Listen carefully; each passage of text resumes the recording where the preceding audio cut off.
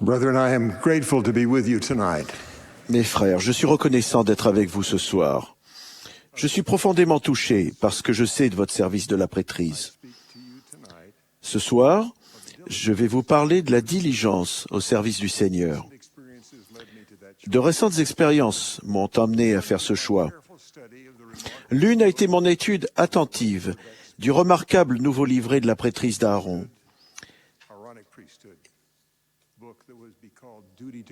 Il s'intitule « Devoir envers Dieu ». Alors que je le lisais et que je méditais sur ce qu'on attend que les jeunes gens fassent ou deviennent, je me suis rendu compte que cela décrivait ce que Brigham Young avait promis aux détenteurs de la prêtrise diligents durant toute leur vie.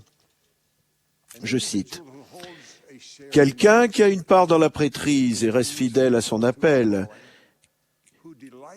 qui prend constamment plaisir à faire tout ce que Dieu exige de lui et continue sa vie durant à accomplir tous les devoirs, s'assurera non seulement le privilège de recevoir, mais la connaissance quant à la manière de recevoir les choses de Dieu, de sorte qu'il connaîtra constamment la volonté de Dieu. » Il y a quelques semaines, j'ai vu un nouveau diacre débuter sur ce chemin de la diligence. Son père m'a montré un schéma que son fils avait fait et qui comprenait chaque rang de la chapelle, un numéro pour chaque diacre ayant la tâche de distribuer, et le déplacement de chacun dans la salle pour distribuer la Sainte Seine aux membres. Son père et moi avons souri en pensant à ce garçon qui, sans qu'on le lui ait demandé, avait fait un plan pour être sûr qu'il réussirait dans son service de prêtrise. J'ai reconnu dans sa diligence le modèle du nouveau livret du devoir envers Dieu, qui est d'apprendre ce que le Seigneur attend de nous, d'élaborer un projet pour l'accomplir, de réaliser ce projet avec diligence, et ensuite de faire savoir comment nous ou d'autres personnes ont été bénis par cette expérience. Le diacre avait fait ce schéma pour faire ce à quoi le Seigneur l'avait appelé. À l'aube de son service de prêtrise, le Seigneur lui enseignait de prendre constamment plaisir à faire ce que Dieu exige de lui.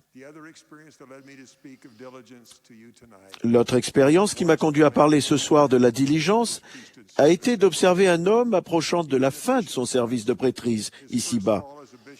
Il avait été 2 fois évêque. Il était jeune quand il a été appelé évêque pour la première fois, des années avant que je le rencontre. Maintenant, il était âgé et relevé pour la 2e fois de son appel d'évêque.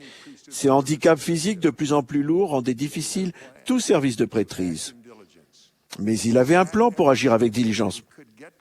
Chaque dimanche où il pouvait venir à l'église, il s'asseyait dans la rangée la plus près de la porte, la plus utilisée pour la réunion de Sainte-Seine.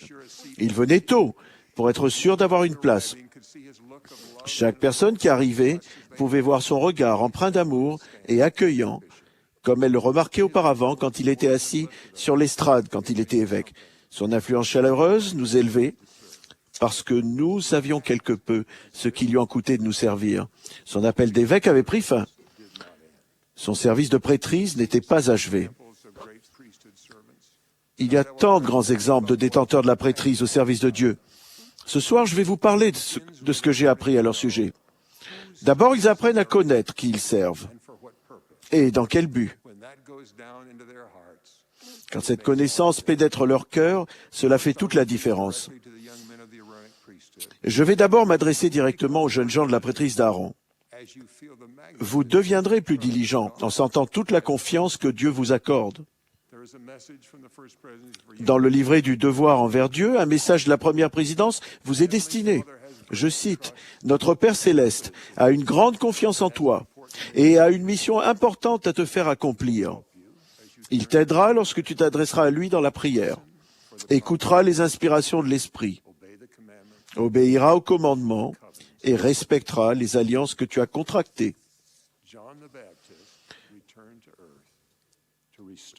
Jean-Baptiste est revenu sur terre pour établir la prêtrise que vous détenez. Il détenait les clés de la prêtrise d'Aaron. C'est Jean que Jésus est venu trouver pour être baptisé. Jean savait qui l'avait appelé. Il dit au Seigneur, « C'est moi qui ai besoin d'être baptisé par toi. » Quand le Seigneur l'a envoyé ordonner Joseph Smith et Oliver Cowdery en mai 1829, Jean savait que la prêtrise d'Aaron détient les clés du ministère d'ange, de l'évangile de repentance et du baptême par immersion pour la rémission des péchés. Il savait qui l'avait appelé et dans quel but glorieux il avait été appelé. Vos appels de la prêtrise vous permettent d'offrir la Sainte Seine du Seigneur aux membres actuels de son Église. C'est le pouvoir que le Seigneur accorda aux 12 apôtres pendant son ministère. Il le fit à nouveau après ses résurrections, quand il appela 12 disciples pour diriger son Église. Comme le décrit le livre de Mormon, le Seigneur lui-même a fourni les emblèmes de son sacrifice infini et les a bénis et les a distribués aux gens. Pensez à lui et à l'honneur qu'il vous fait quand vous accomplissez votre service de prêtrise. En vous souvenant de lui, vous serez décidé à accomplir autant que possible cette ordonnance, aussi bien et aussi fidèlement qu'il l'a fait. Cela peut devenir une façon de vivre qui augmentera votre diligence dans tous les services de la prêtrise auxquels le Seigneur vous prépare pour vous y appeler.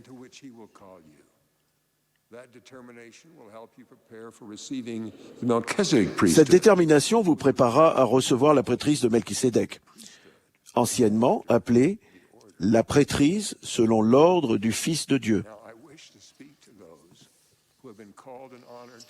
Je vais maintenant m'adresser à tous ceux qui ont eu l'honneur d'être appelés à servir dans la prêtrise de Melchisédek.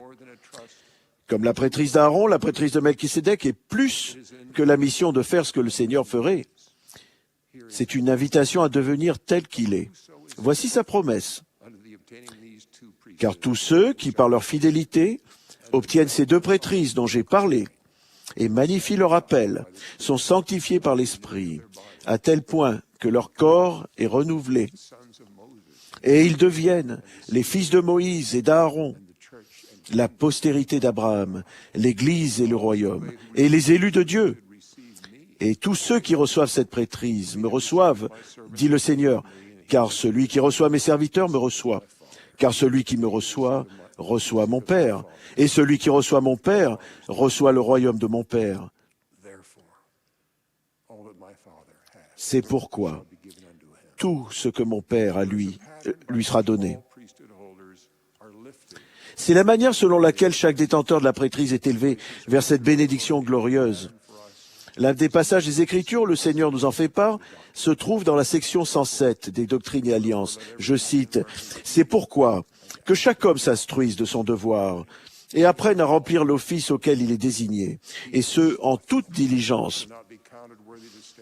Le paresseux ne sera pas considéré comme digne de demeurer, et celui qui ne s'instruit pas de son devoir et se montre déméritant ne sera pas considéré comme digne de demeurer. » J'ai dit, Amen. Nous devons nous instruire du devoir auquel le Seigneur nous a appelés, puis nous devons agir en toute diligence sans jamais être paresseux. La manière est simple, mais elle n'est pas facile à suivre. Nous nous laissons si facilement distraire. Étudier les nouvelles du jour peut paraître plus intéressant que l'étude du manuel de leçons de la prêtrise. S'asseoir et se reposer peut être plus attrayant que de prendre des rendez-vous pour visiter des personnes qui ont besoin de notre service de la prêtrise. Quand je me vois éloigné de mes devoirs de la prêtrise par d'autres intérêts, et quand mon corps réclame du repos, je me lance ce cri de ralliement. Souviens-toi de lui. Le Seigneur est notre exemple parfait de diligence dans le service de la prêtrise. Il est notre capitaine. Il nous a appelés. Il marche devant nous. Il nous a choisis pour le suivre et pour emmener d'autres personnes avec nous. Ce soir, je me souviens de lui et cela me touche. C'est samedi soir, la veille de Pâques, où nous nous souvenons de sa résurrection.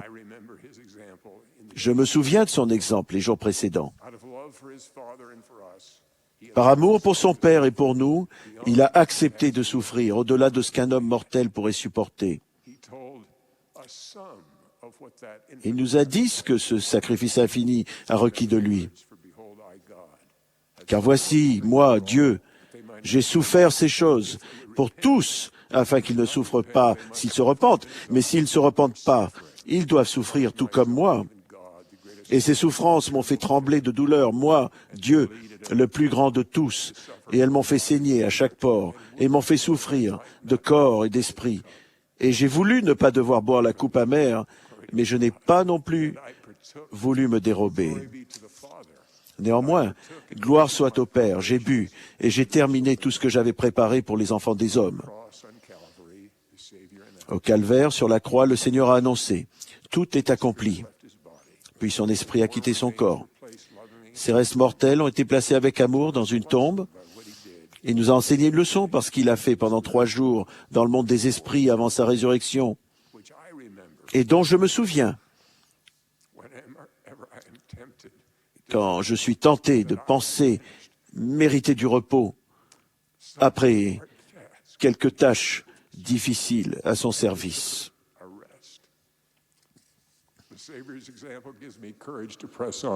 L'exemple du Sauveur me donne le courage d'avancer. Sa tâche dans la condition mortelle était terminée, mais il est entré dans le monde des esprits, déterminé à continuer son œuvre glorieuse de salut des âmes. Il a organisé l'action d'esprit fidèle pour sauver les âmes qui pouvaient encore avoir part à la grâce rendue possible par son sacrifice expiatoire. Souvenez-vous de ces paroles dans la section 138 des Doctrines et Alliances. Mais voici, parmi les justes, il organisa ses forces et nomma des messagers, revêtus de pouvoir et d'autorité, et les chargea d'aller porter la lumière de l'Évangile à ceux qui étaient dans les ténèbres, à savoir tous les esprits des hommes. Et c'est ainsi que l'Évangile fut prêché aux morts. Et les messagers choisis allèrent annoncer le jour de grâce du Seigneur et proclamer la liberté aux captifs qui étaient liés, oui, à tous ceux qui se repentiraient de leurs péchés et recevraient l'Évangile. Chaque fois que nous nous souvenons de lui, il est plus facile de résister à la tentation de désirer nous reposer de nos travaux de la prêtrise. Nous nous sommes certainement souvenus de lui aujourd'hui. C'est pourquoi nous sommes ici, pour apprendre nos devoirs, décider à faire ce que nous avons fait alliance de faire, en toute diligence. Et grâce à son exemple, nous persévérerons jusqu'à ce que nous ayons fini les tâches qu'il nous a confiées. Et nous resterons engagés à faire la volonté de son Père, pour toujours, comme il l'a été et comme il l'est.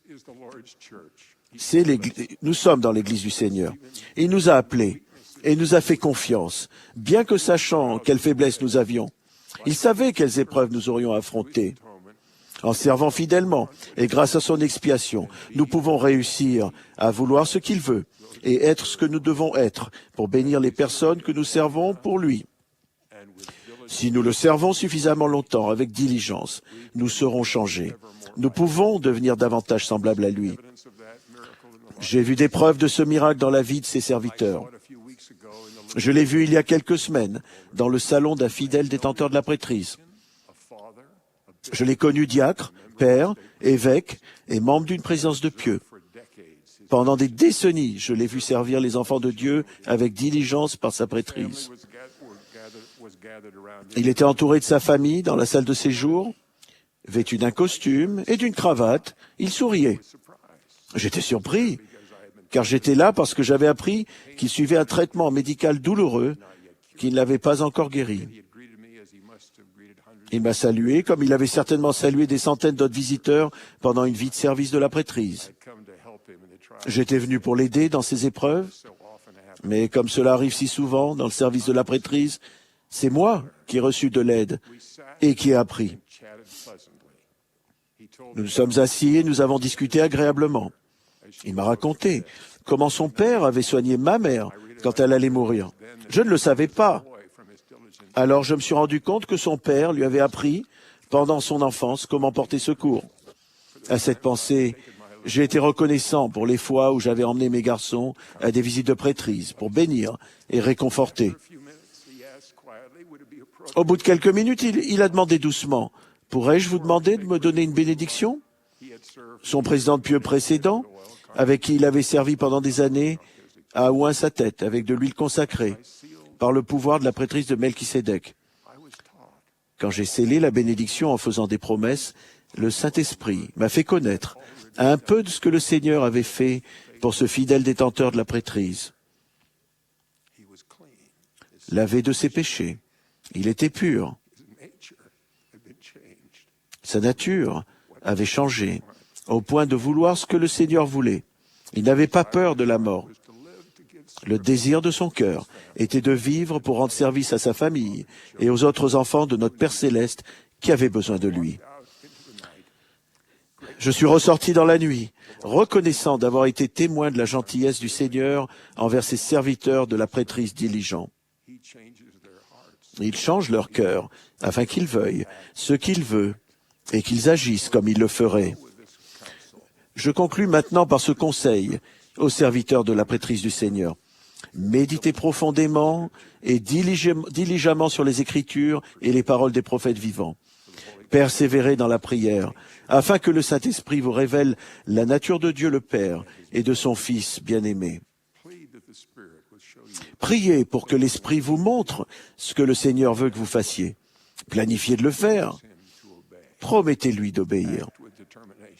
Agissez avec détermination jusqu'à ce que vous ayez fait ce qu'il a demandé.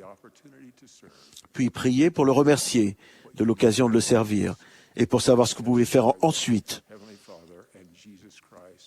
Je témoigne que notre Père Céleste et Jésus-Christ vivent. Ils sont des êtres ressuscités glorifiés qui nous aiment et qui veillent sur nous. Le prophète Joseph Smith a reçu de messagers célestes les clés de la prêtrise. Elles ont été transmises en une succession ininterrompue jusqu'au président Monson. Chaque apôtre vivant les détient. Je vous donne ma bénédiction pour que l'Esprit vous fasse ressentir la grandeur du dépôt et des promesses qui vous ont été faites. Quand on vous a ordonné serviteur de la prêtrise dans l'Église du Seigneur, la véritable Église du Seigneur, au nom sacré de Jésus-Christ. Amen.